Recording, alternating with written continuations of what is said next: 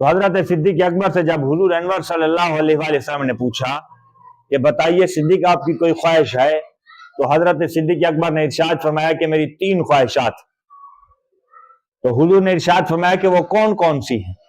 پہلی خواہش حضرت صدیق اکبر نے عرض کیا کہ حضور والا میری خواہش یہ ہے کہ میں آپ کی خدمت میں یہ بات عرض کرتا ہوں کہ آپ اس طرح کرم نوازی فرمائیں کہ بیٹی میری ہو اور وہ زوجہ آپ کی ہو۔ حضور والا میری سب سے پہلی خواہش یہ ہے کہ بیٹی میری ہو اور اہلیہ آپ کی ہو، آپ کے گھر میں وہ رہتی ہو اور آپ کی بیوی ہو اور آپ کی زوجہ کا مرتبہ اسے حاصل ہو۔ اور ارشاد فرمایا دوسری میری خواہش یہ ہے حضور والا کہ خالق کائنات جل جلالہ و عم نوالہ مجھے اس قدر مال عطا کرے کہ مال کی فراوانی ہو، ہمہ وقت ہر طرف مال ہی مال ہو اور وہ میرے نام پر ہو اور وہ میں آپ کے نام پر قربان کرتا چلا جاؤں۔